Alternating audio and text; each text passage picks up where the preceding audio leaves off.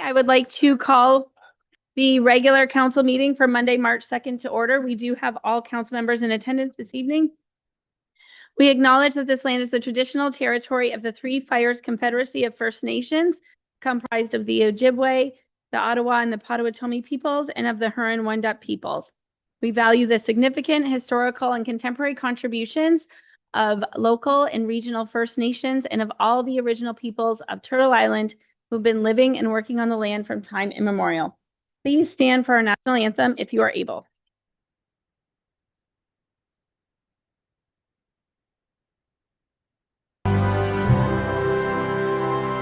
Oh, Canada, our home and native land, true patriot love in all of us command. Car ton bras sait porter l'épée, il sait porter la croix.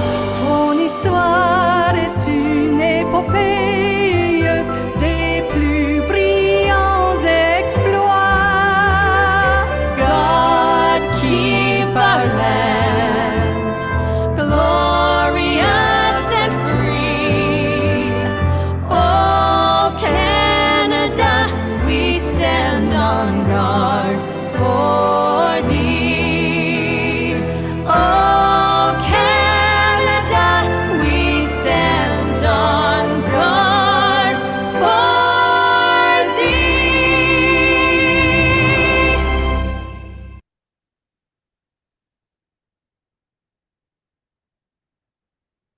Director Malandrucolo for a closed meeting report that we had this evening and February 17th.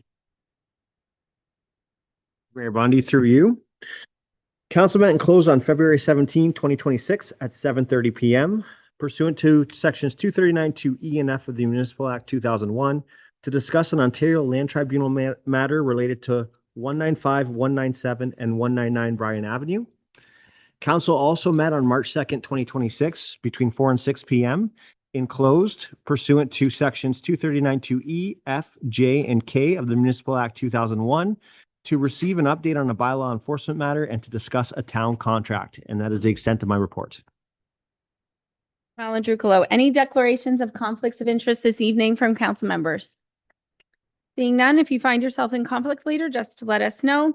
Needing a mover and a seconder, the adoption of the published agenda for the regular council meeting for Monday, March 2nd. Councillor Hammond, supported by Councillor McGuire-Blaze. Any questions? Seeing none, all in favor? That's carried unanimously. Adoption of the minutes for the regular council meeting for February 17th, 2026. We just need a 6 on that. Councillor Mady, Councillor McGuire-Blaze, any questions? Seeing none, all in favor? It's carried unanimously. Adoption of the special council meeting minutes for February 17th as well. Needing a mover and a seconder. Councillor Verbeek, Councillor Allard, any questions? Seeing none, all in favor? And that is carried unanimously. Tonight, under our public presentations, we have Mr. Rodney Bouchard from Union Water. Welcome, Rodney. Just go back to the delegation and you have 5 minutes, but you might need 10? Okay, if you need Under 10. We'll make a motion. Okay, welcome. Thank you, Madam Mayor and members of council. This is going to be kind of a yearly thing. So since Town of Essex is a shareholder of Union Water Supply System, Inc.,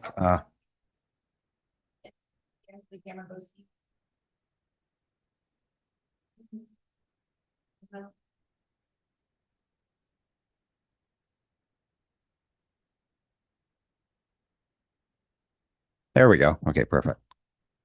So it'll be a presentation, hopefully an annual event. So as a shareholder, we just want to provide information to council on approved budgets for the year.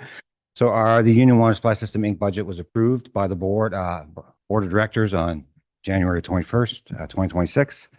And this presentation provides details on that. Can anybody see the slide deck or?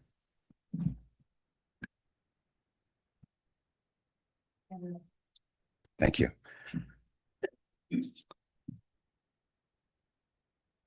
Thanks. Next slide, please. So basically, just provides quick information on anticipated revenue. All of our revenue basically comes from sale of water to customers, and there's a little bit of a revenue component from investments and some rental income. Also depicts some of the operating expenses and some of the background information on our budget that was approved. Next slide, please. As you can see, the water demand over the last 20 plus years has increased significantly, especially in the last 10 years, which our water demand has increased by 52% over the last 10 years. And for the 2026 budget, we anticipate an increase of about 4.3%. Essex, we anticipate will utilize about 4.4%. So Essex customers will use about 4.4% of that demand, which is equivalent to just under 1 million cubic meters per year. Next slide, please. This slide depicts where we are. So currently, Union Water Supply System, the treatment plant, has a moratorium on large developments, not for residential developments, but large commercial industrial developments, because we're doing some improvements. So there's a large capital program that we're working at right now to basically expand the capacity of the water treatment facilities. So that kind of depicts where we are. So we have limited capacity, but we can still support residential development and small commercial type developments for the next few years. Next slide, please. Oh, that slide. So this represents basically what we have for our approved budget. So it indicates our water volumes that we expect for this year, which is roughly just under 23 million cubic meters, as I said, which is a 4% increase. But we also anticipate that our operating expenditures are going to increase by about 19% this year. And that's for a couple of reasons. One is mainly we have a new agreement that's coming into place here with our operations and maintenance contractor. And a lot of that increase is attributed to chemical costs, which have doubled over the last 5-6 years. And also we're adding a couple staff on the Union Water side. There's also a large project that's incorporated this year, a study and a project for leak detection. We want to work with our municipal colleagues, our 4 shareholders this year, to address leak detection a bit more. Those are large projects, roughly just under $1 million to kind of start looking at that. So those attribute the cost. So our revenue is anticipated to go up by 20.4%, but our expenditures are going to go up by 19 point something%. So we're going to have about a 1% extra that we're going to hopefully put in reserve. If you look at this slide, it kind of breaks down the rates that we were approved this year. So the rate increase as compared to last year is 5.88 cents per cubic meter. And that's to address a couple components. One of that components is the consumer price index, which we budgeted, we pegged at 3.1% this year. That's what we anticipated our increase in costs would be. And the other aspect is the non-revenue water. So basically water that's used for other purposes, but not billed to the customer. Water main breaks, flushing, all those types of stuff. So those two components came up to a rate increase of just under a penny per cubic meter, so 0.08, well, basically 0.8 cents per cubic meter. The next component is the capital renewal rate. For this year, we pegged that at 5 cents per cubic meter. As I said, we have a large capital program that's going on right now this year, and we need to support that. So we need that fund to support that. And a new thing for this year was a life cycle rates. We have to make sure that we have funds in our reserves to maintain good state of repair going into the future. And that was approved at 2 cents per cubic meter this year. So the total rate increase for the year is 5.88 cents, which for residential customers or homeowners or commercial entities is a 7.4% increase. There's another component that's identified here. There's a special rate applied to large consumers that have an approved allocation capacity from Union Water Supply System. A lot of that is related to the agri-food industry. So there's a 3 cent per cubic meter rate applied directly to them that doesn't affect anybody else.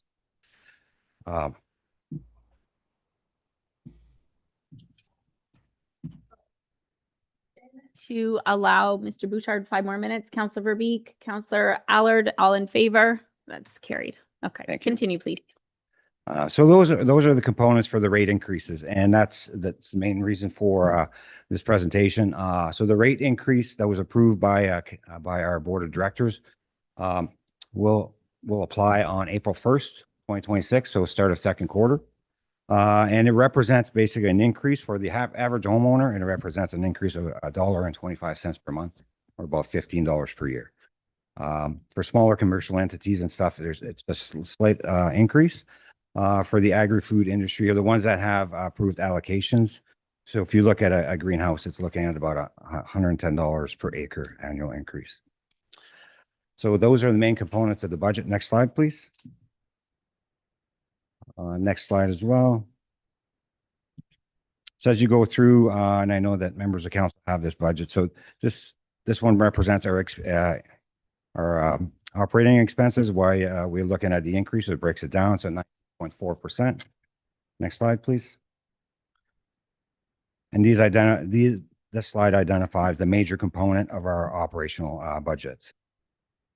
So the O&M contract is our biggest item. As I said, chemical cost is a big part of that, as is staffing, and utilities is a very large portion. And then you'll see those third line on that is the operational programs and studies, and that's where that leak detection program comes in. So it's a substantial amount. Next slide, please. And the other reason for the capital rate that was applied this year is to support our capital plan for going into the future. So as you can see, for 2026, it's a fairly substantial plan for Union Water Supply System, with about $8.7 million in cash funded projects. So that's for major maintenance and stuff that's happening at the facilities, renewals, and also a almost $30 million capital program for our continued development of the reservoir that's being built right now. So we have about another, should be completed this year. So a large reservoir worth $50 million is underway. And then we're going to hopefully start the expansion of the water treatment capacity, new expansion to the plant this year, which is budgeted for $10.6 million. So next slide, please.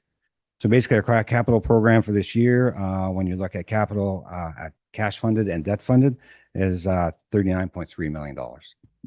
And that is the presentation on the approved budget for Union Water Supply System, Inc. Thank you. Okay, thank you, Mr. Bouchard, for coming here this evening. Questions or comments from members of council this evening? Seeing none, I'll ask a few myself. I've had a tour of the plant. It's amazing to see, and it really puts it into perspective where our money goes when we pay for water. Do you know if there's any opportunities for any open houses coming up in the future, or if members of council can go through and have a tour with yourself? It's a great question, Madam Mayor. And yes, actually, there's always an opportunity for shareholders, council members, some of the shareholders to come through. And we do have those. Hopefully we try to have those as regularly as possible. So anytime that council or council members here, it's best if you come as a group, but I don't want to do too many individual tours, but as a group, we would be welcome to host you and give you a tour of the facilities. And there are going to be some open houses coming in this summer. We're trying to plan a couple and maybe shooting for September, because the summertime is not really great. So September might be when we're shooting for an open house. Maybe I'll work with administration here and we'll shoot something out to council. Maybe our youth reps want to go. It really is kind of like it is good to see. Just another question that I have: water loss in Union Water. How do we deal with, since you're a municipal court now, how do you deal with water loss? If you could just explain that for us, please. So for the first couple of years, what we've done is we've worked with our municipal colleagues, because they know how much they bill the customers, and we know how much go through the meters that go into each of the municipalities. So we use those two numbers to figure out what water loss is for each of the municipalities and for the whole system.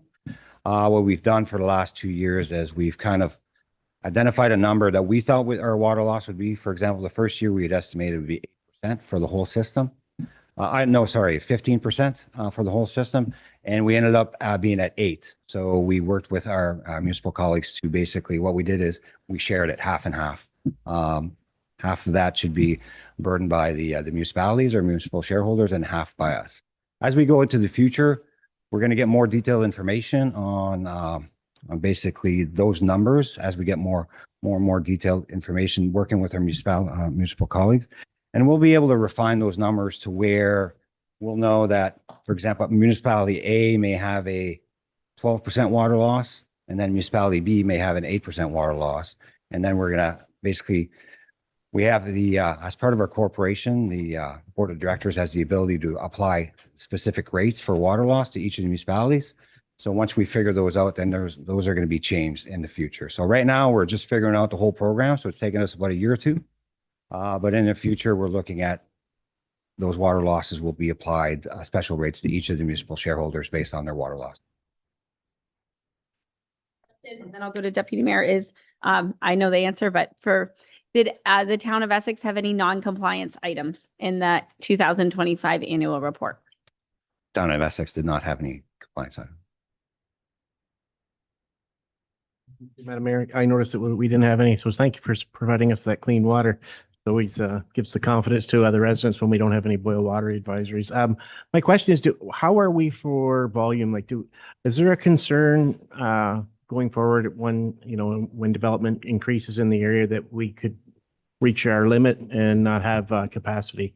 And is that concern as real for us as it is for the greenhouses? Where the priorities lie in that scenario? Through you, Chair. That's a great question. And actually, going to the future, working with our municipal colleagues, so we're going to establish as part of the expansion of the facilities on how much should be allocated to each shareholder and also to each industry. What we don't want is one industry to take up all the water. So right now, what we're looking at, and this is early stages, is that they're paying a special rate to help expand the facility as well. And there's going to be other things that we're considering in the future. So right now, we're anticipating that 50% of the capacity expansion would be allocated to that industry, and 50% would be allocated to the residential growth and whatever. So we'll figure out how much each of the shareholders get from that point, and then we go from there. So the goal is that for that 50% that would be taken by the larger agri-food industry, they would pay for it. And then the rest would be allocated to the 4 municipal shareholders, and then we'll split up. What we want to do is we definitely don't want to hinder any developments and any of the shareholders, and we want to make sure that you have enough capacity going into the future. So our expansion right now it's a 2-phase expansion. So we're building the first phase with a second phase that's kind of already on the schedule to make sure that we have enough capacity for everything that we're planning in the future. And those are all based on numbers that we get from the municipal growth plans.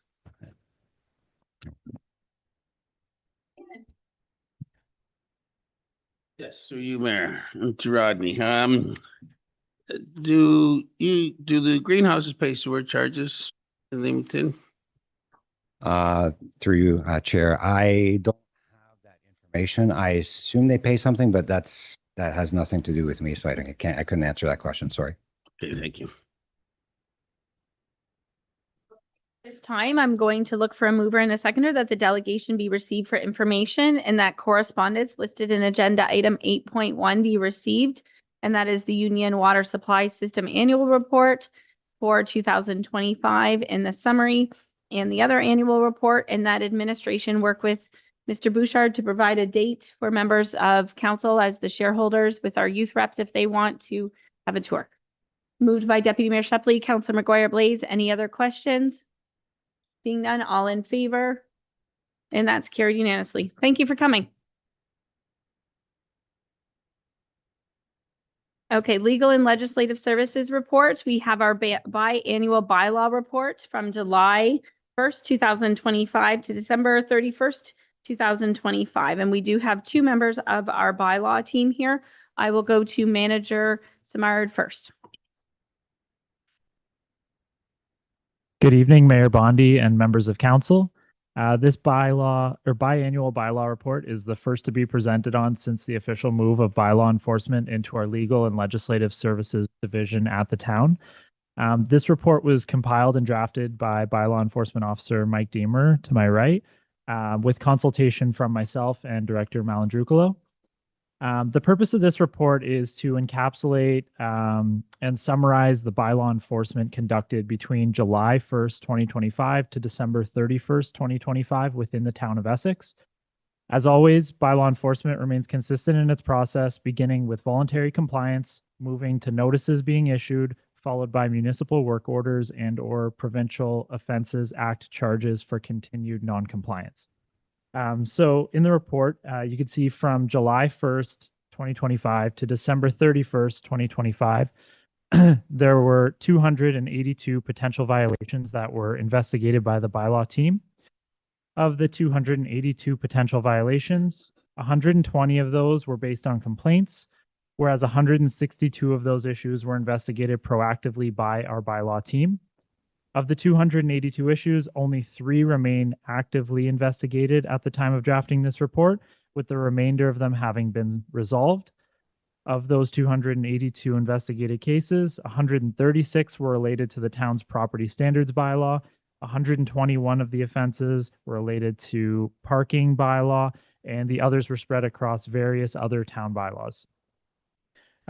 During this 6-month period, 33 complaints were received through the Report a Problem platform. 58 were received by phone, 26 were received via email, and 3 were submitted in person. The bylaw enforcement team really does encourage the public to use 2 main ways to contact us. The first one is the town's Report a Problem online platform, which has forms to submit complaints or concerns. And the second one is contacting bylaw enforcement through the email, which is bylaw@essex.ca. So it's bylaw@essex.ca. Those are really the 2 best methods, and really always are the 2 best methods. And yeah, so we're here. If you have any questions related to this report, myself, bylaw officer Mike Deemer, and Director Malandrucolo are here to respond. Bernard. Yes, it's best to go through the report a problem process. Deputy Mayor Shepley. Mayor, so yeah, I'm glad you said that because I was going to ask that question, which was your preferred method, so that we could make sure the public understands that.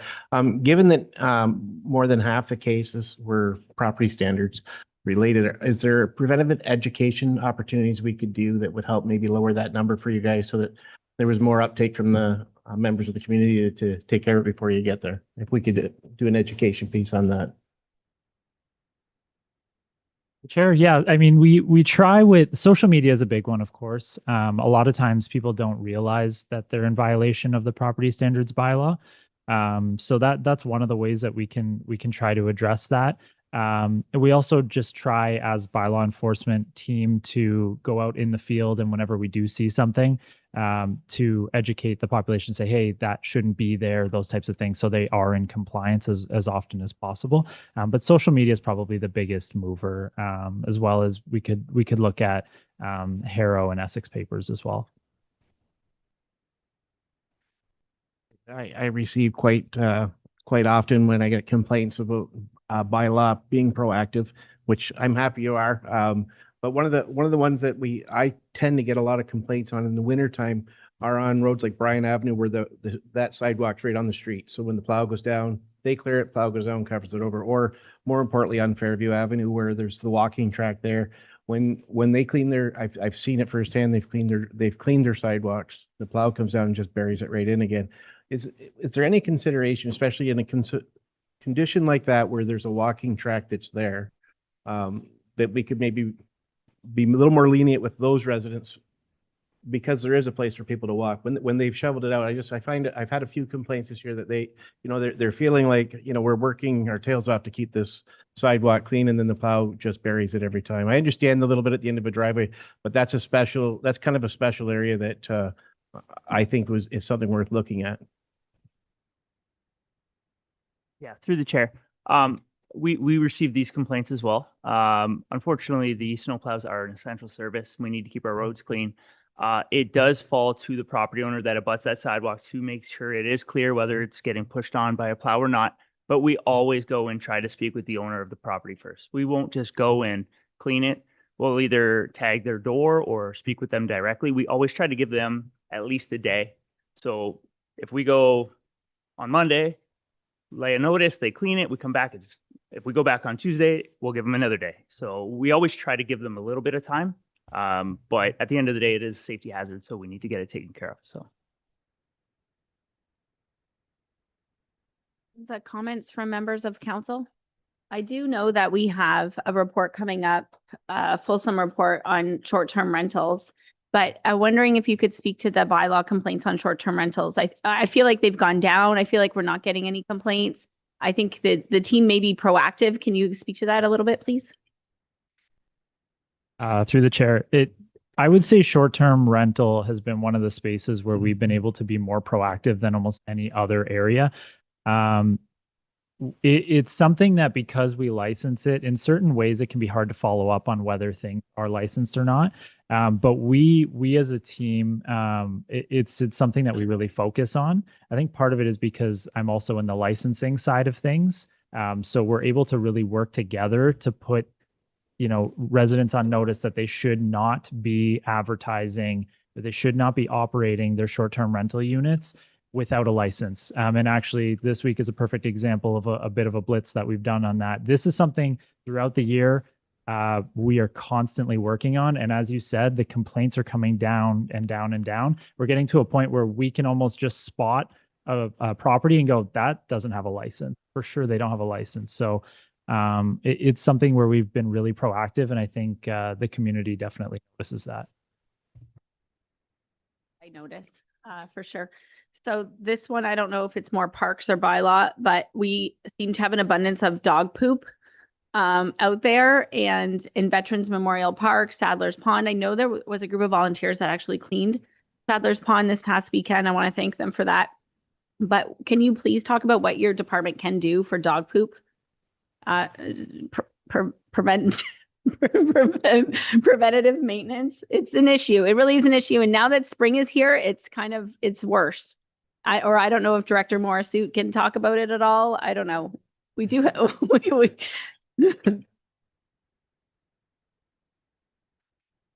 Through you, Madam Mayor.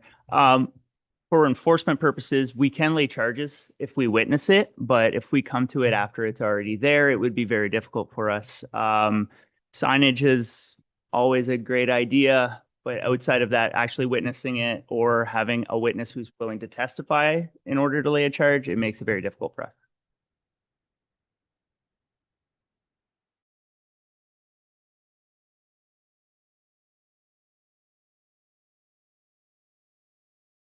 Encouraging education for people, or maybe in one of our local newspapers. Morrissuit.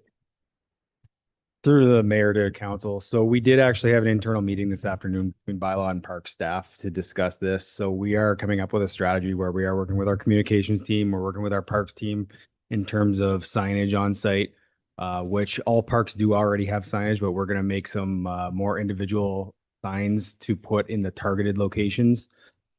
So people can see that this is a specific problem spot. So hopefully it'll really remind people, but really it comes down to the social norms of people owning a dog, and they have to be responsible dog owners. So they look after the public. Everybody wants to be able to use those amenities. So those dog owners have to be responsible. Okay. Thank you. If any director notices that their camera didn't stick, just turn it off and turn it on, because sometimes it sticks up here. At this point, looking for a motion that the Legal and Legislative Services report be received. Moved by Deputy Mayor Shepley, supported by Councillor Hammond. Any other questions or comments? Thank you very much. Keep up the good work. All in favor? That's carried unanimously. Planning, removal of the holding provision for 0 Draper Street. Looking for a mover and a seconder that bylaw number 2510 being a bylaw to remove the holding provision for 0 Draper Street be adopted. And if there's questions, we have Director Chadwick here and the applicant. Deputy Mayor Shepley, Councilor McGuire-Blaze, any questions? All in favor? That's carried unanimously. You can stay if you want, sir. Development Services Annual Major Development Update. We have Director Chadwick. This is one of the highlights of our year. She's going to walk us through all the major commercial, industrial, residential developments in all of our wards. Yeah, she's just getting set up.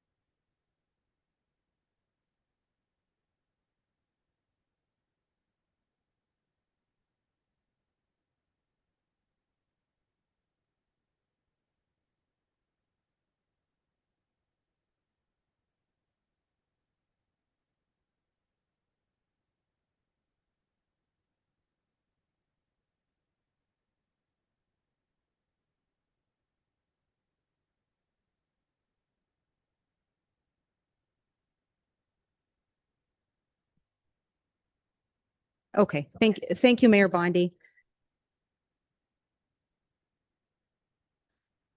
Okay, so. All right, thank you and good evening. We're almost ready. Here we go. Okay, so to move things along as efficiently as possible tonight, we are going to highlight only a few projects with notable updates. And you'll also notice that we removed projects that are under construction, those being projects such as Essex Flex, Woodview, Masaccio subdivision, Colchester Heights, Greenleaf subdivision, amongst others. However, if you as council have any questions about any of those projects that are under construction or any projects that we don't highlight tonight, you can certainly pose those questions, and I generally have some updates. As per usual, I will be toggling between the presentation and an interactive GIS mapping tool that's been designed and created by the very talented Kevin Huff, GIS specialist. So we're going to begin with Essex Center Residential. Oh, this is touch. Okay. Okay, thank you.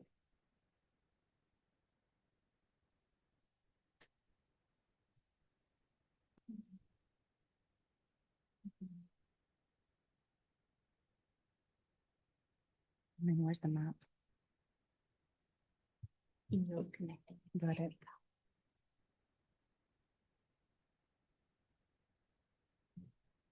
Okay, so beginning with the former Home Hardware site at 47 Wilson.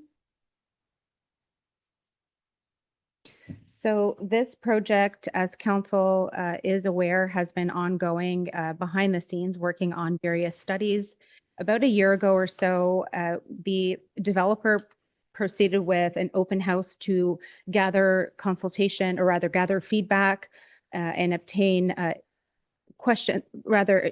feedback, answer questions as much as possible.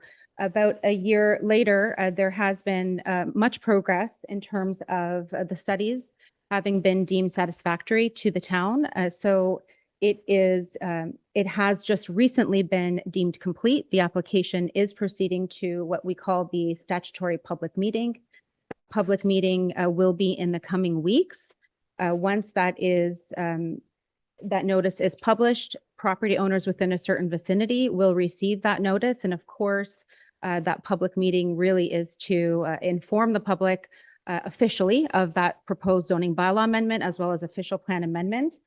In summary, 126 dwelling units. That is made up of both and if you can see my cursor, the multi-story building, so 7-story building, as well as townhome units.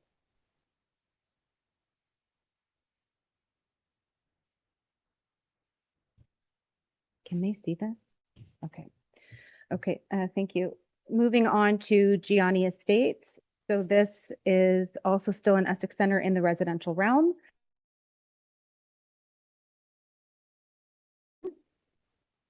Is made up of 136 units. The developer has been working towards, draft plan of subdivision. Not sure why that's not coming up. The draft plan of subdivision is very close to being deemed complete. It is on its second submission for a total of 136 dwelling units. And I apologize for, not sure why this is not coming up as clearly as we hoped. Phase 2 of the subdivision is a multi-unit residential building that is not a part of this particular development, or phase of the development, rather. And finally, in Essex Center Residential, we have a combined use building. This is on Talbot.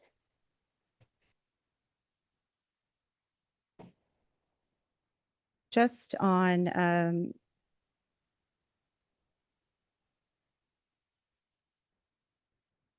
so 89 Talbot Street South. This is a project that is on a vacant lot. I don't know what's happening with the map. I apologize, Mayor and Council. The 4 dwellings on the 2nd and 3rd floor and ground floor commercial. So this is next to an existing plaza. It's a vacant parcel. That project is proceeding through various studies as well as documents and is moving along and clipping along really nicely. We thought we would share with you, and particularly with you, in that it is along our main street and not too far from our downtown, that you will see another combined use building fronting our main street in downtown Essex for residential and commercial purposes.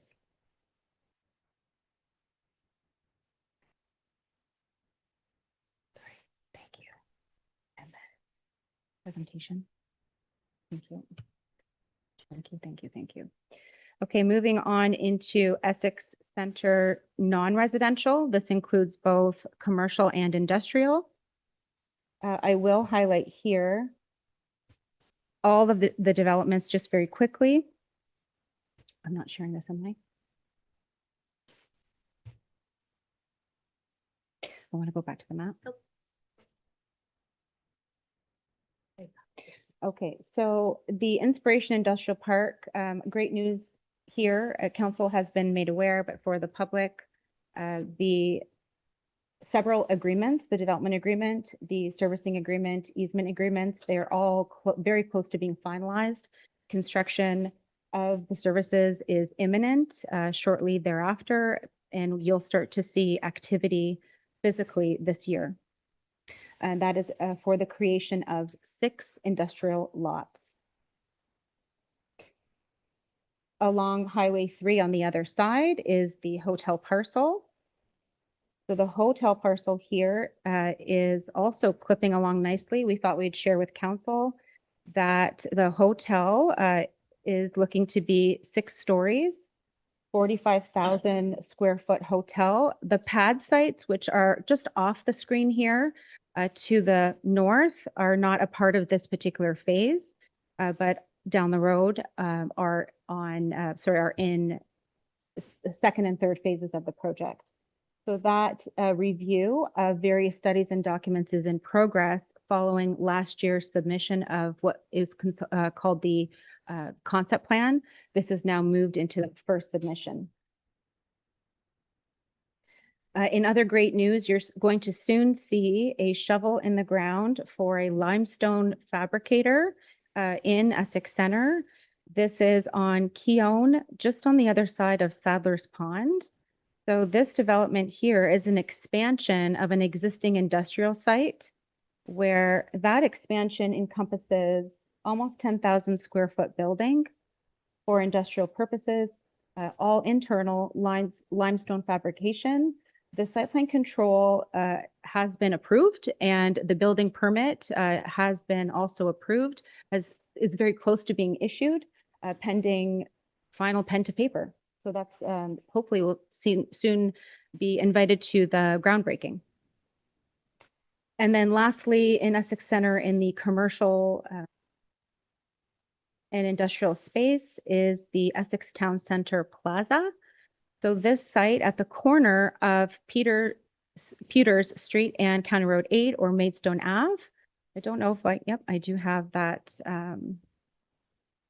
site plan. So this site plan here, again, I don't know why it's very blurry, please forgive me, is a 2-piece, we'll call it, one parcel has just recently been severed into 2 properties for the purpose of 2 standalone commercial buildings totaling 15,000 square feet. Zoning, easement, minor variance has all been approved. Site plan control is in progress, and we are hoping to issue approval in the coming, we'll say 1 to 2 months. So is moving along really nicely, and you may see construction on the southern piece prior to the northern piece.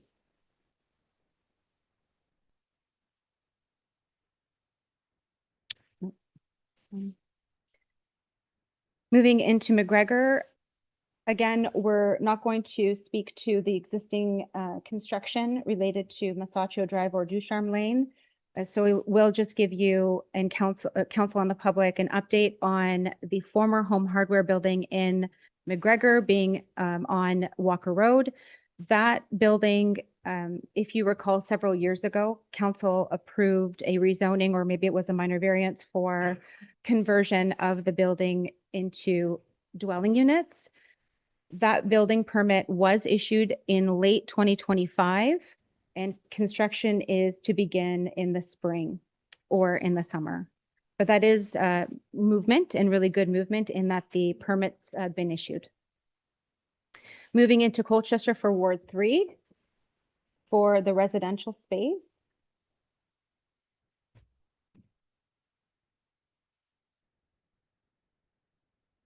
We'll begin with Colchester Bay. So Colchester Bay Council, I'm sure you've been made aware, the developer has reduced the number of dwelling units. I'm going to close some of these windows, hoping that's going to make a difference. I don't know. So the reduction of dwelling units here roundabout was between 400 to 500 at the time. The developer has, following an open house as well as ongoing consultation with various agencies, including the town of Essex, the county of Essex, and others, has reduced the number of units to 278. 278 is a mix of singles, semis, townhomes, as well as multi-unit. So to give council an update, the developer is still completing various studies prior to the submission of draft plan of subdivision, but also the required zoning bylaw amendment. So at the same time as council has directed, the Colchester secondary plan is an integral part of deeming this application complete. So until the Colchester secondary plan is received by council, we are not in a position to deem this application complete, which is why you haven't seen that zoning bylaw amendment application at this point. Moving to just on the other side, not too far away, is the Jackson 50, or also known as 80 to 86 County Road 50. That is a combined use building. Not sure why it's a combined use building. It is currently used as a parking lot. Combined use meaning ground floor commercial, and there are 19 dwelling units that are proposed on the second and third floor. So that application has also just recently been deemed complete, requiring a zoning bylaw amendment. So the zoning bylaw amendment will be presented to council for decision-making round about the same time as the 47 Wilson zoning bylaw amendment. So we hope to bring both applications to council in the coming weeks. And then would move to construction this year is the developer's hope. They still require site plan control approval. In Colchester as well, in movement is Wellesley subdivision. Oh, here we go. So Wellesley subdivision, there is an existing subdivision, very dated, but still relevant in that they are registered lots on record. So Wellesley Drive, that is 42 lots. Those lots are, again, registered, meaning that the lots exist.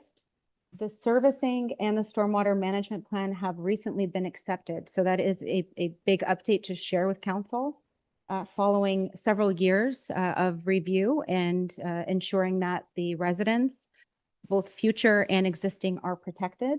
The development agreement is the next step for this particular development, and we'll see that in the very near future as well.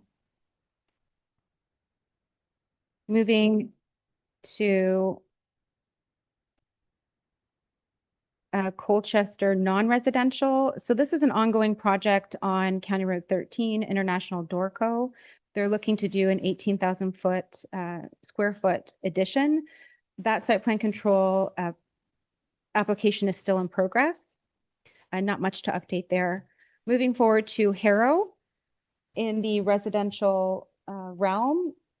Some notable updates are on what is called the Buller subdivision.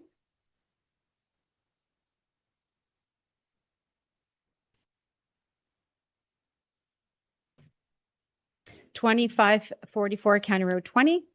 So that subdivision is made up of 81 dwelling units, a mix of singles, semis, and townhomes. This is, if you were to rotate counterclockwise, this is County Road 20 and north is this way. That draft plan of subdivision is in progress and is moving along quite efficiently. And we do see also Drainage Act works that are underway. In fact, Director Gerard has a report to council tonight on the drainage process tied to this subdivision. The former Harrow High School, as council and the public are aware, that is in the works, where the developer is proposing 160 dwelling units, multi-unit residential and townhomes. A neighborhood meeting is targeted for this summer.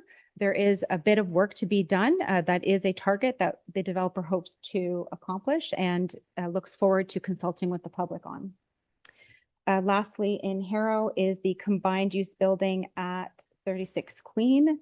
So this is just recently council has identified a surplus to this land. The combined use building means ground floor commercial and ground floor commercial. So looking at about 4 commercial units and a total of 52 multi-unit dwellings. And these we understand are rental, 1 and 2 bedroom rental units. The submission has just been received for both site plan control as well as zoning bylaw amendment. So there is a statutory public meeting component that's required for this. The public will be more than welcome to attend and of course obtain more information, but also be consulted.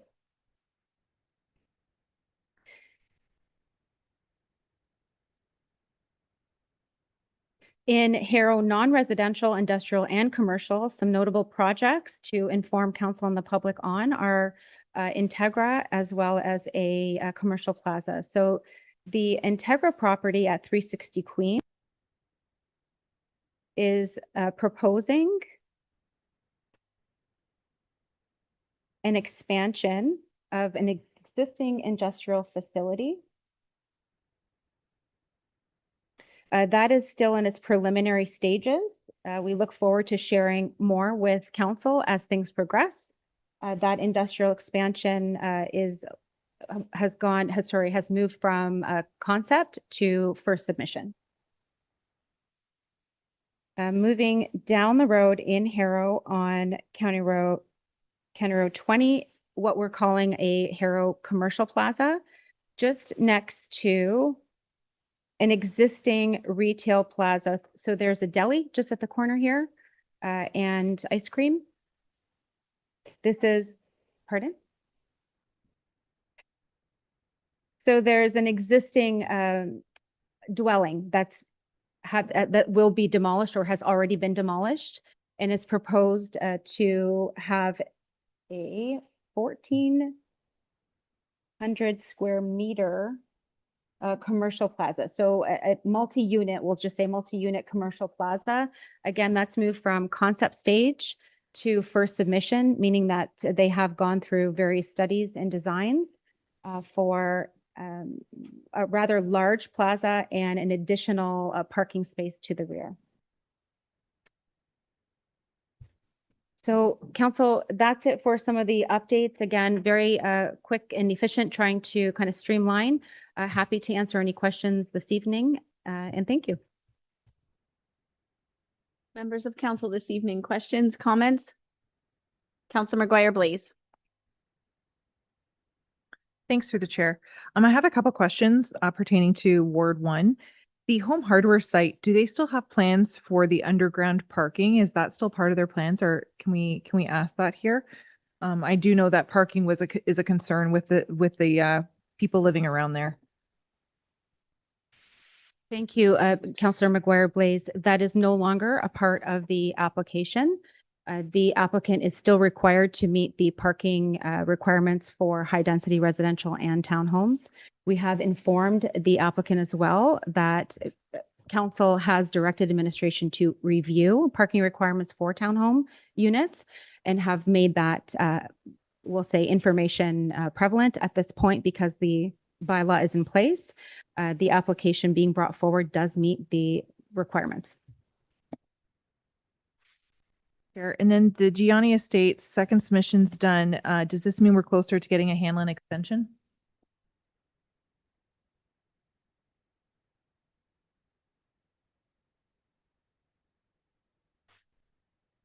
Through you, so we are getting close with the MTO on an agreement. There is just one minor thing that we're waiting on before we can bring that back to council.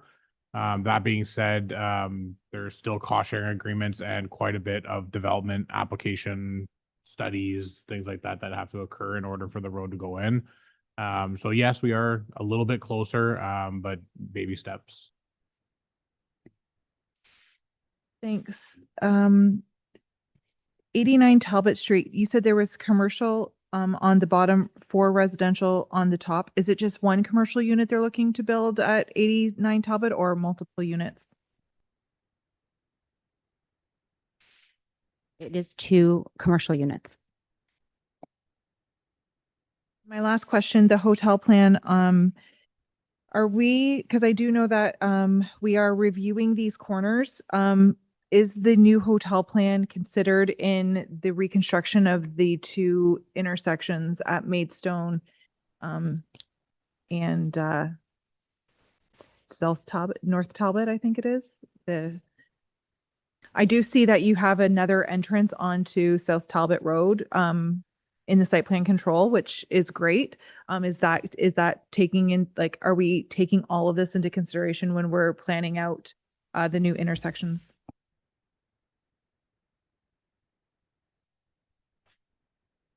Yeah, through you. So in those projects, they did incorporate growth into projections of the need for turn lane, different things like that. And it does, we actually studied for South Talbot, we actually studied the traffic impact for a 20-year horizon, including development of that entire area.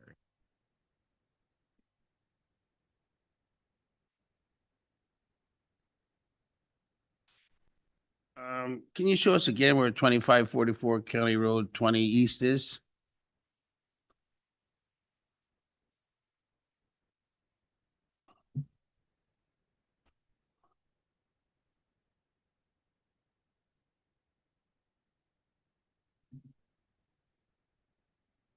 They're just next to the Harrow First Baptist Church, I believe it's called.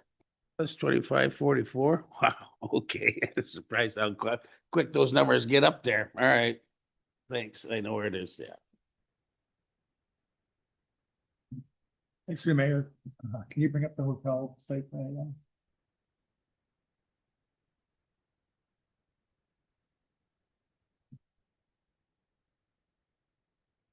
Okay, so the drive at the north that's looks like it's abutting the road that feeds into McDonald's and more. That road's a private road, right? Okay. So for the site plan to be approved, they need permission from the McDonald's and or Tim Hortons for the use of that road? Councilor Gary, that's correct. They would require a reciprocal access agreement as a part of site plan control.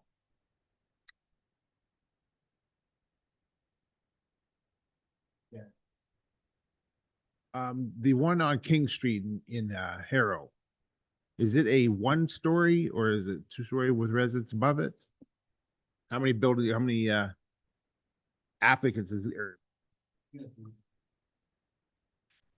Thank you, through you, Madam Mayor. Councilor Allard, at one point during concept phase, it was 2 stories. It has now been reduced to 1 story. So no longer a combined use building. It's strictly commercial. The number of units is still up in the air. So for example, I'll use Essex Flex as an example. The shell can be built and maybe the units could be 8 units, for example, or if someone would like to consolidate 2 of the units, those permits come after. So at this point, it may be, yeah, I don't know the exact number, but it's, I believe it's around 10 units. Any other questions, comments from members of council? Counselor Hammond, I think you have your mic on. Any other questions, comments from members of council? I do have a couple myself. One of the questions that we get in Ward 2 McGregor is there going to be an expansion on the back of Parnell? And I believe I know the answer myself, but I think the public want to know. Andy.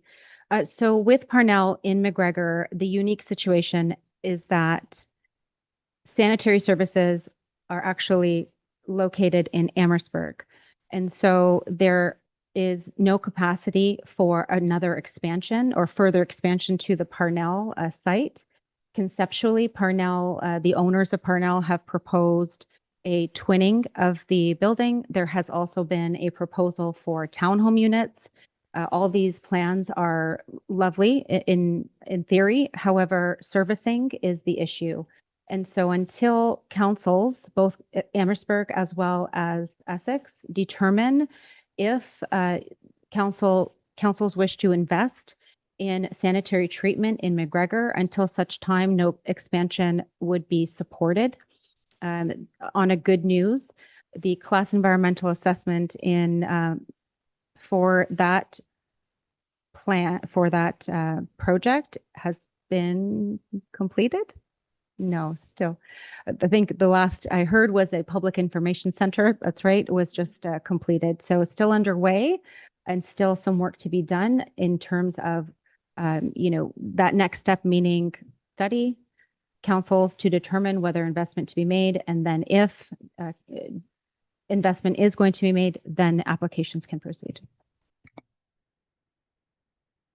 I do have a couple more. One is areas located south of County Road 50, basically all of them, from Colchester, the Hamlet, all the way to Amherstburg, are worrisome in terms of development because it seems to be a flood-prone area. So I see that there are some more subdivisions slated for development there.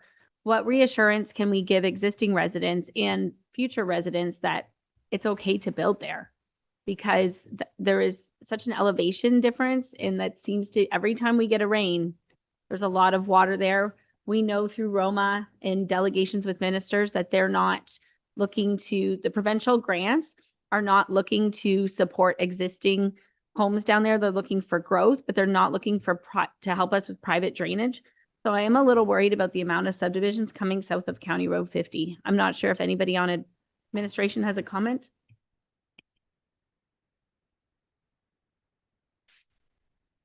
So with every development, the developer must prove to our team of professionals that they can build to the current standards that we have in place. So it's up to the developer to bring forward solutions to make sure that they're adequately addressing municipal drainage, addressing any potential flooding issues. What we have seen is our Director of Infrastructure Services working with these developers to come up with solutions to improve drainage well beyond our existing standards. So what we have noted in recent developments is the enhancement of municipal drains that also benefit residents. One last question, then I'll go to Councillor Hammond. I'm glad to see some more commercial spaces coming in our downtown cores because we've had vacancy reports in the past and we don't have a lot of vacancy left, especially new vacancy. Can you confirm are we going to get another vacancy report in 2026, Director Chadwick? Rondi, yes. So this council, this term will receive a downtown vacancy report for both Essex and Harrow. Those reports are done on a biannual every other year. So we are slated this year for one. For Hammond. You back to the residents south of Highway 50. I just want to point out that a lot of those residents that are existing there now have very little drainage, or there is very little planning regarding drainage to those communities a long time ago. Any developer that's coming in is going to improve that drainage, and anybody that's still complaining with floods in those areas should consider improving the drainage on their own as well. There's just a comment I want to make regarding that. You, Councillor Mady. You, Mayor. For the Lips Beach subdivision, that's the one that backs kind of onto the provincially significant wetland there, right? Has there been any, like, is there talks with the province on how that's going to work and how we're going to control the water in that area? Because I know that that is one that's particularly flood prone.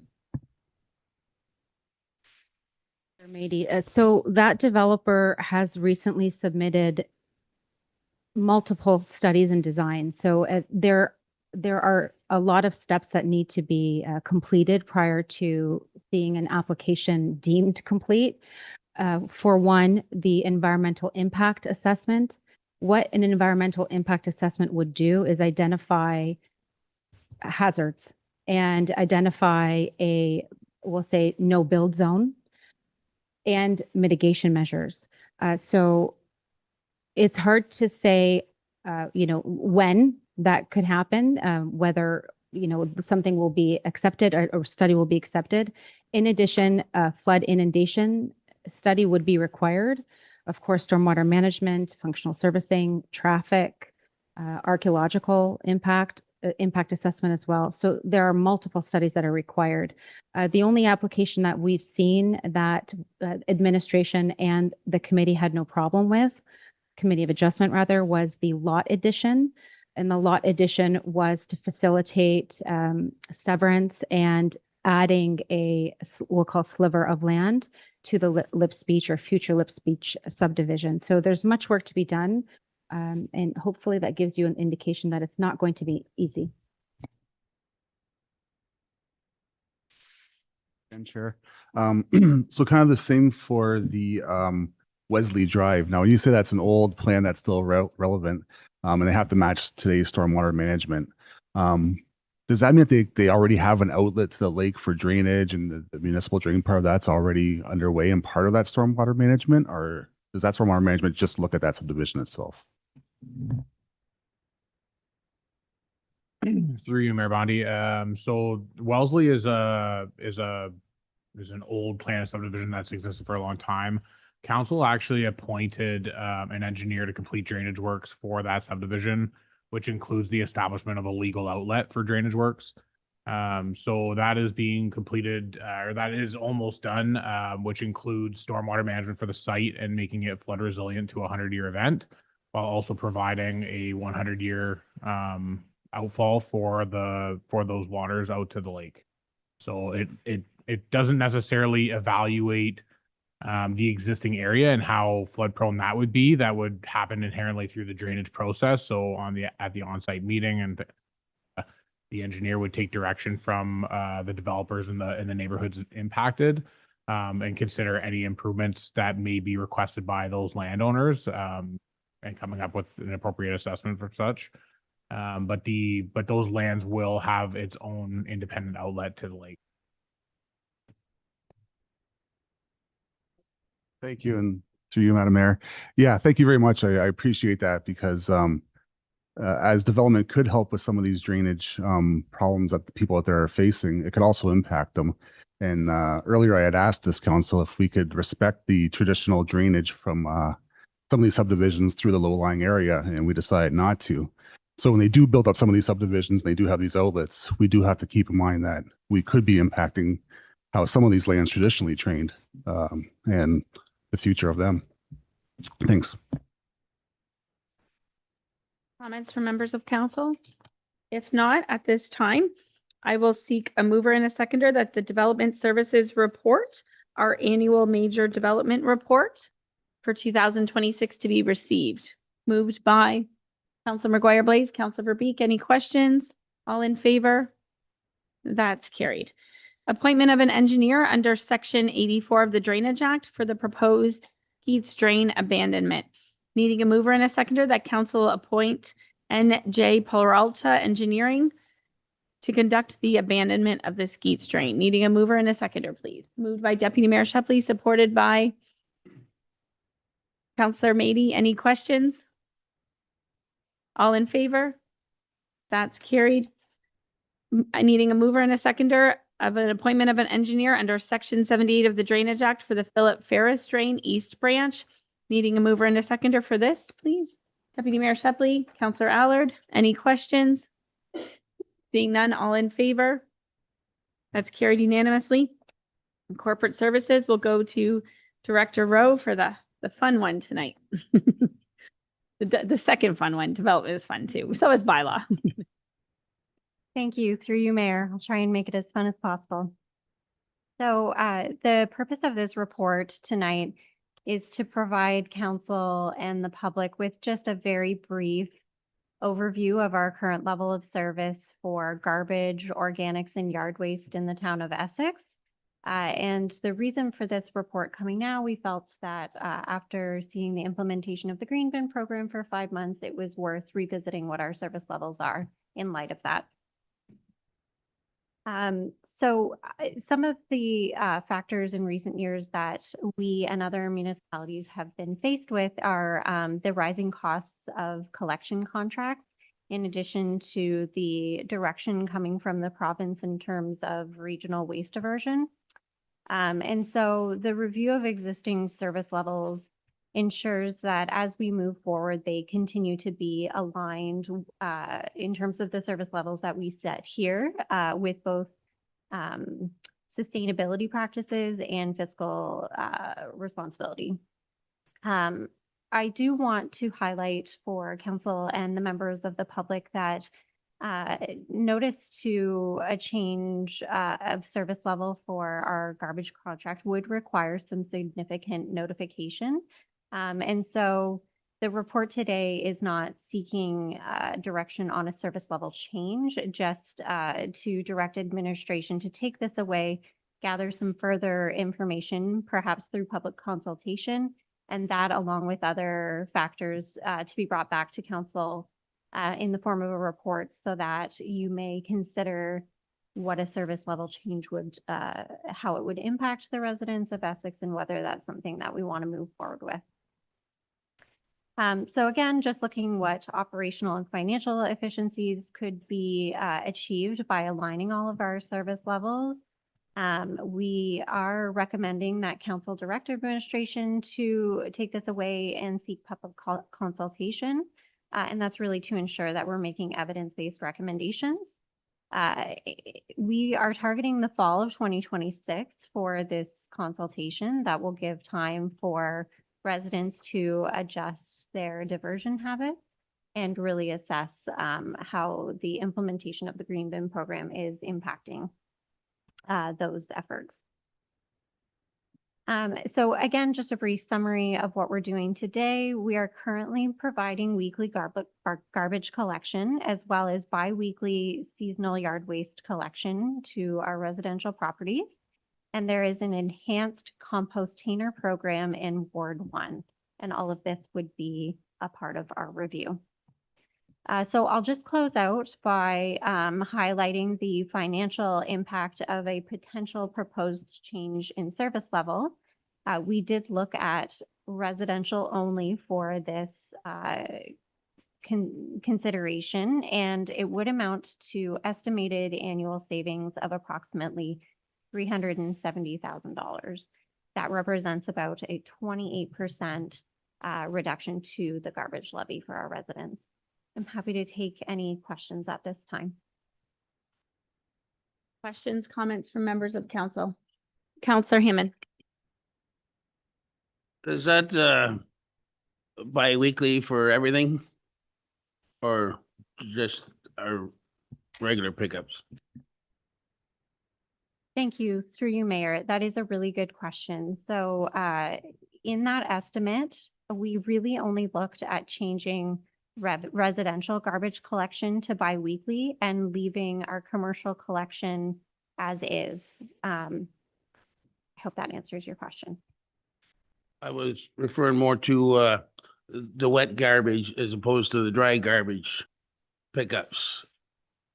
Our green bin is picked up every week and our regular garbage is picked up every week. Are we going bi-weekly for both of them or just the one? Thank you for clarifying. So we would be looking at aligning the yard waste collection for all wards and the compostainer program in Ward 1, whether or not that we would still need that program with the green bin services in place. With the green bin, the organics green bin? Okay, that's, okay, the green bin's run by the county. So we don't have jurisdiction over that. We can ask the USWA board or the county. Okay, so you're asking them, you want the green bin to go every other week? Okay. All right, CAO? I was just going to give a little bit of clarification on the different types of service that we offer in-house or through our contractor. So USWA right now does the green bin collection, the new program that you're seeing for specific to organics. However, many years ago, Essex Ward 1 specifically was sort of the pioneer of that. And within it, they offered this specialty compostinger program that they also receive weekly pickup on. So that's why I think you're hearing some of the confusion between the terms green bin, yard waste. Green bin administered by USWA and compostainer and a Town of Essex specific Ward 1 program. As Mayor Bondi had said, we do not set the service levels for USWA. They negotiate all of their own contracts. We are simply just a contact to assist residents when they have inquiries on that service.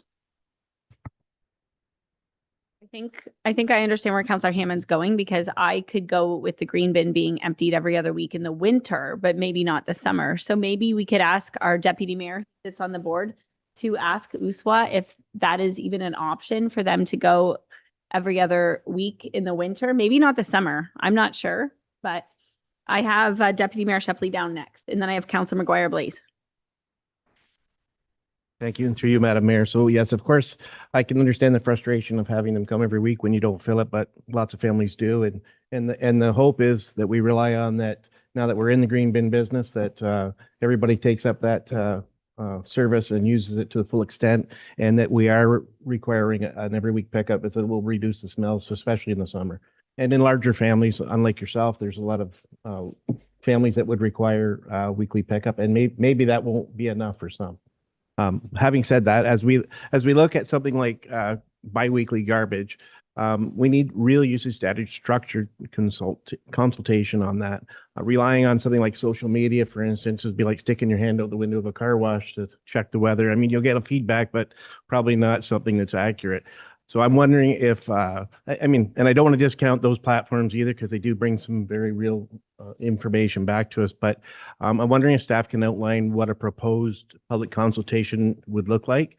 And then, I think it's important that we ensure broad and meaningful engagement before any decisions are made. We've seen with the green bin rollout that when residents feel they haven't been fully engaged, it can create frustration, and even if reports were available at the time. I want to ensure that whatever consultation we undertake is proactive and broadly representative. We've learned that if residents don't feel engaged early, it can create frustration. So if you could maybe just touch on that. CAO Jerusevich and then Director Rowe. The chair. So this is a specific file where we would look to obtain third-party engagement to help us with the consultation period. And so that would consist of a mix of media platforms such as direct telephone, potentially mail-in surveys, to make sure that we're targeting all demographics through that. So it wouldn't be just strictly social media use. It would be a targeted campaign to make sure we're obtaining information from all different users, age groups, through different media platforms. One further to the comments of the CAO. We are really just seeking that initial direction from council tonight to engage the public. And the CAO makes a really great point, as do you, Deputy Mayor Shepley. We would really be looking to get a representative sample of all residents in the town of Essex, as this bin, the green bin program and garbage collection affects everyone. That I'm just wondering if when that time comes for that public engagement, if ahead of that we could receive a cost on that report. Oh, and then there was another piece I was going to ask you. I forgot what it was now. I'll come back after. Okay. So maybe. Thanks through the chair. I agree that public engagement, especially on this topic, is a really good thing. And I also agree with Deputy Mayor that social media should not be our sole source of engagement. But I do think that this needs to wait until probably next November. I know we've been doing the compost for 5 months, but it has been 5 cold, frozen months. And I don't think the public right now is saying every 2 weeks, once a month, because even myself, I'm putting 1 or 2 little bags in that ginormous bin. And it's fine now that it's frozen, but come August, when it's 100 degrees and I have 2 small bags of compost in there, it is going to reek to high heaven. And I'm going to be really upset if I was one of the people who said, yeah, once a month or every other week is great. And now I have this stinky thing next to my garage. But I'm also wondering about our yard waste and the idea of bringing it across all wards. A lot of the complaints that I receive about the compost bins are that we're sending trucks down roads that have, 7, 10 houses on it. And it's not worth the funds. So, and those homes are already composting. Our rural areas are already composting. So I would like to gather some information in November after it's gone through in almost an entire year in Essex, from EWSWA, on how many of those homes on those rural roads are actually using the system. Because if they're not using the compost system, they're probably not going to use our yard waste system. And it could be a waste of funds. So you might get the public engagement of one person being like, yeah, I live on concession 6 and I love the idea. But how many people on concession 6 are actually using the compost in the yard waste program? And we have an organization who I believe are tracking the statistics anyways, on the compost. I think that they could kind of cross-relate compost and yard waste. So I would encourage us to connect with them and see what their statistics are on those very rural roads. But I do think the yard waste program in Ward 1 is great. Since I've moved to Essex, we've used it. We love it. So moving it into, Ward 4 or even the Colchester Hamlet, that would be a great idea. I would be really hesitant to move it into the big rural areas of Ward 3 and Ward 2. That's my opinion. So maybe. Are we, when we look at this level of service, are we gonna be redigging back into the idea of rural garbage? Regional garbage, and going with the entire county on it? Or are we just staying directly in Essex and just ours? So at this point, there is no conversation for the regionalization of refuse or garbage pickup at a regional level. And we have signed a 10-year commitment with our current vendor. So for the foreseeable future, we will be contracting and procuring our own waste or refuse services.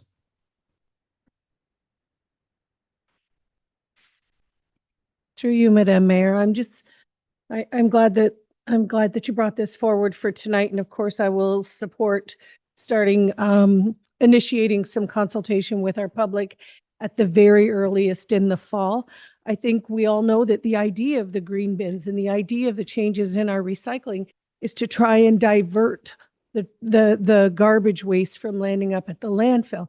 So I think when we do start consultation about whether or not we're going to consider changing our weekly pickup to twice a month, it should be after we have a good information, and the county and USWA can supply some data on the changes that have been made to the collection of the recycle and the green. The organics are supposed to make our garbage, our waste go down. So I think that I like to see the fall or even a little later, and then take all of that information and the public consultation before we bring it back to council and look at that. Any other members of council? Deputy Mayor?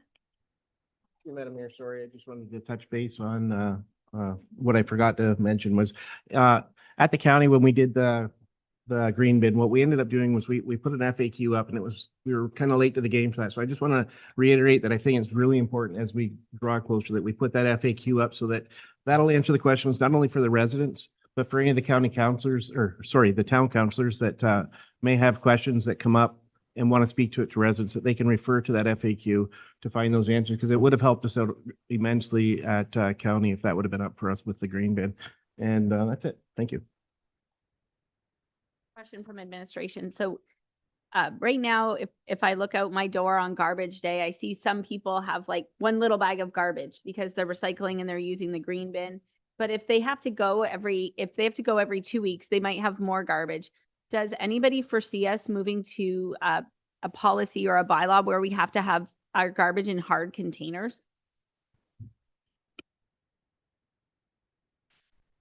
Through the chair. So this would all be incorporated in any public consultation, right? So it's that too is considered a level of service change. There's different mechanisms. I'll be honest, I am not a professional when it comes to the yard waste pickup, USWA. That is why we have an USWA, right? So we would be working closely with them on any type of collection change. There's also the concept of clear bags that also greatly diminishes waste. So there's lots of tools that all of these should be considered in the public consultation period to see how they could impact service levels. I'm moving in favor of doing public consultation, but I'd almost like to see what the public consultation plan is. Because before, when we were bringing this up, we had this quick little survey on social media or on our website or on social media. It was like, do you want to go to every other week? Yes or no? And there's more than just, there's pros and cons. I could go either way. There's more than just saving $1 a week. There's wear and tear on our roads. There's fossil fuel. There's encouraging people to use our green bins. So there's a whole lot to it, but I personally want to see it. Maybe it's a booth at the Harrow Fair. Maybe it's a booth at the Fun Fest. Maybe it's on our website. I really wish that we were having this conversation like a month ago, because we could have put it on our ballot. We could have got people to vote in October at the election, because this is one of the biggest decisions, I think, in terms of level of service. What does everybody say around here? They say we have a great level of service when it comes to garbage pickup. They love it. They can put out anything, mattresses, large amounts, and everything's picked up. So it is a big decision that we're going to have to step into. So I really do want to get a lot of public consultation. That being said, I also want to do what's best for our landfill. Like, we are caretakers of our landfill, and we want to encourage people to recycle into if you're composting, that's the absolute best. You're getting soil in your backyard. So we want to encourage people to compost.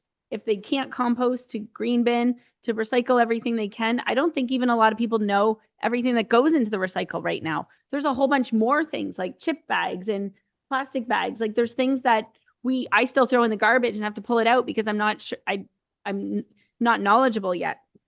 So yeah, we have a lot of work to do. I look forward to it. I did raise a motion at county to ask USWA to bring us facts and data on our rural pickup, on our county roads, on how many pickups they're going to have there.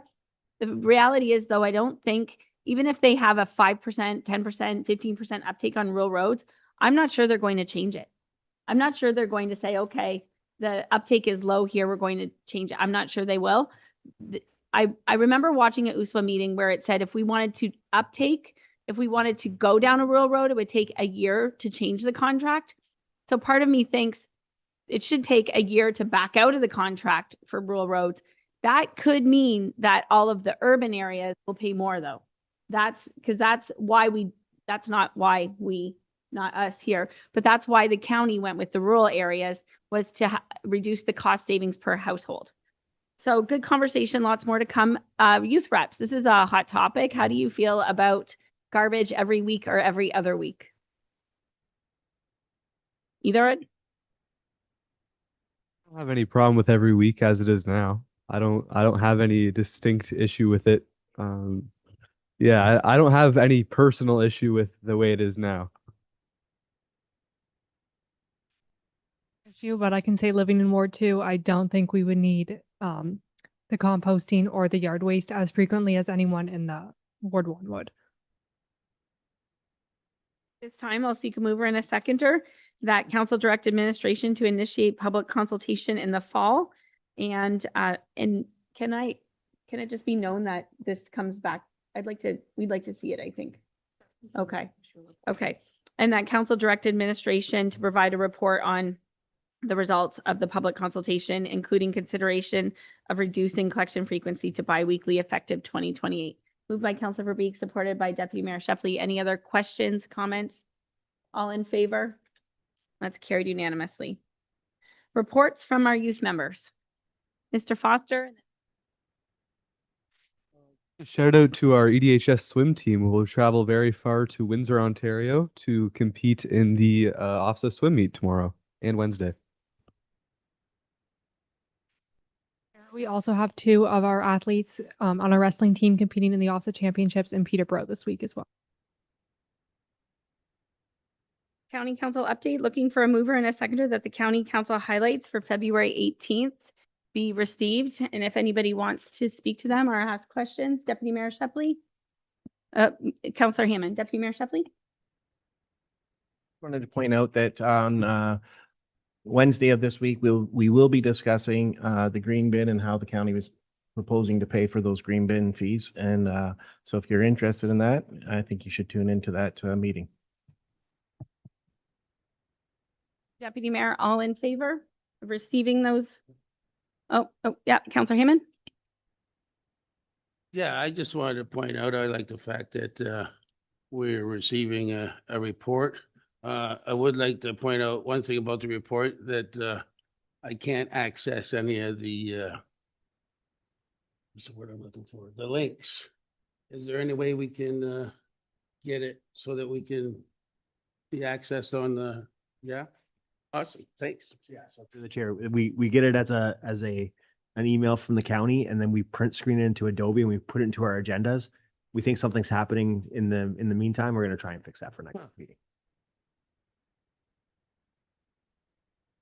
In favor of receiving that?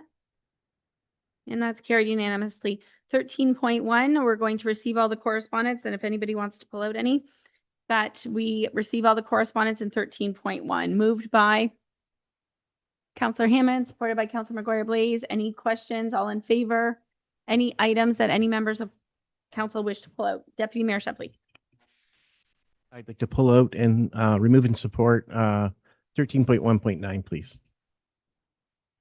Moved by Deputy Mayor Shepley, the Regional Consolidated Municipal Service Manager Model for Social Services, supported by Councillor Hammond. Deputy Mayor Shepley, you want to speak to it? Sure.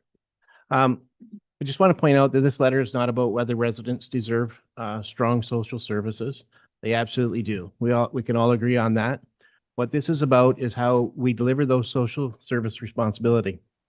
The CMSM, Consolidated Municipal Service Manager, was created by the province. The CMSM is the structure to ensure efficiency and economies of scale across the region. There has been no commitment from the province to fund a separate county system. Without guaranteed provincial funding, this isn't a service enhancement, it's a tax shift. Creating a parallel department would mean duplicating administration, staffing, IT systems, and overhead. Estimates suggest that could cost $2 to $3 million annually before serving a single additional client. And I want to be crystal clear on this point. We are not prepared to fund an exploratory expedition, a transition study, or structuring exercise at the county expense without firm provincial funding commitments in place. If the province believes a governance split is necessary, then the province must fund it. Essex taxpayers should not be asked to carry the financial risk of uncertainty. This motion, or letter, simply says, bring us a guaranteed funding first. Better service, yes. Underfunded duplication, no. Anybody else wishing to speak to this? And I do have a question. I love the amendment at the bottom. In further request that the County of Essex and the City of Windsor revisit the shared service agreement, looking for areas of mutual agreement, seek out areas for improvement while also looking to incorporate homelessness into that agreement. So I think that's really key here because the agreement is from 1999 and it's never been revisited. It is antiquated and it doesn't speak to the real issues where the city is the service manager, but the county actually wants to be consulted in policies and where money is being spent. So each year what happens is $16 million plus from the county, from our coffers in the county, go to the City of Windsor. And I'm not exactly sure if we receive that return and benefit into our housing stock here. So another thing that's been on the radar personally is we do have some social housing in our municipality that is managed by the City of Windsor. managed by groups that the city of Windsor does. I would love to see them come to council and talk to us about their housing. One is CHC, that is the central housing, and to see if they would talk to us about policies that they have at Maplewood Apartments in Essex Ward 1, policies that they have at Elroy Manor. So I'm not sure what, if we could ask that they come and talk to us, because I'd love to learn more about what they're doing with the money and how they're taking care of our residents. So I love this motion, and then maybe we could invite CHC to come talk to us, like we have all of our other groups come talk to us. Okay, anybody else? Councilor McGuire, please. I just want to ask through the chair, do I need to pull out 13.1.10 or? Okay. Okay, so we're voting on 13.1.9. All in favor? That's carried. And I do want to, while we're still on 13.1.9, we're just off of it. I would like to invite CHC to come to a council meeting as a service provider to residents in our municipality. Would you like a motion on that, Director Malandruclo? You thought it was a friendly amendment? Or was it a friendly amendment? Okay. Okay. All right. So Councilor McGuire Blaze is 13.1.10. Thanks through the chair. So this is just a letter from our BIA. We're just looking to get some financial support for our small businesses that are impacted by power outages. In all of Essex County, it's an issue. It's not just something that's specific to Essex, but it is something that happens across the county where we'll have a power outage. It could damage very expensive equipment. It could spoil food if the power outage happens for a long period of time. I get a seconder. Oh, sorry. Seconded by. Okay, hang on, Councilor Allard. Okay, go ahead. Okay, thanks through the chair. So our BIA has kind of started to look to see if there's any grant opportunities to help with power sources, so generators, things of that nature, to help these businesses to stop the loss that they're receiving and preventing them from having to go through insurance, which is what they're doing right now. So big stores like No Frills, Foodland, they would go through their insurance companies where they would have to throw out a bunch of food because of waste. There's nothing currently to help our small businesses with the replacement of their equipment or with putting in any kind of power backup. So I did meet with our MPP Liardi, and we discussed it to see if maybe there was something that we just couldn't see, if there was something that we weren't looking at. And he agrees that currently there is nothing to help our businesses in this aspect. So it was his suggestion that we put this letter together and we pass it on to him to see if maybe there's something that he can do with our ministers to help our businesses across Ontario, really, essentially. But we're asking specifically for Essex County. So that's what this letter is for, and I hope that we support passing it along, and maybe it can be the start of something. Wishing to speak, trying not to sneeze. All in favor? And that's carried. And I believe we do have Hydro One coming to us at some point. We've reached out to them because a lot of the times we have power flickers. It's in Hydro One territory that kicks us out. Correspondence to be received and supported. We have Santa's Village resignation from Tiffany DeJarlis. Looking for a mover and a seconder that we receive her resignation with a letter of appreciation. Deputy Mayor Shepley, supported by Councilor McGuire Blaze. All in favor? That's carried unanimously. Santa's Village resignation of Leanne Bowes from the Santa's Village Committee. That council directed administration to write a letter of appreciation and thank the member. Deputy Mayor Shepley, Councilor Verbeek, any questions? All in favor? That's carried unanimously as well. Committee meeting minutes, we're looking to, oh, sorry. Yep, Councilor Allard.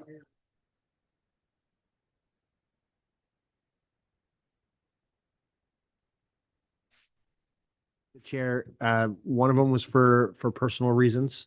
The other one was because they're moving out of town. and it's pretty cold outside. I'm just- We'll have to work to recruit for that committee. It's a great committee, and I want to thank them for everything they do because it is really cold. It's awesome though. Committee meeting minutes, looking to adopt 14.1 to 14.9, all of our minutes there.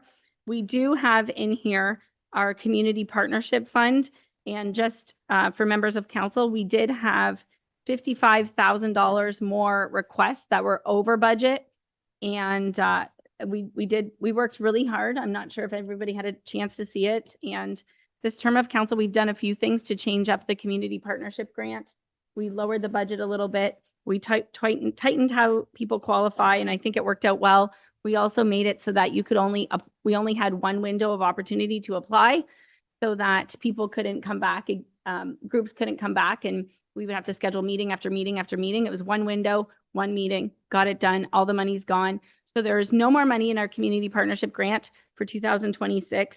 And members of council also do not have their council contingency funds of $2,500. So if you need to fundraise for your group, you can come out to the yard sale. Right, looking for a mover and a seconder that we accept all these committee meeting minutes and adopt the community partnership grant.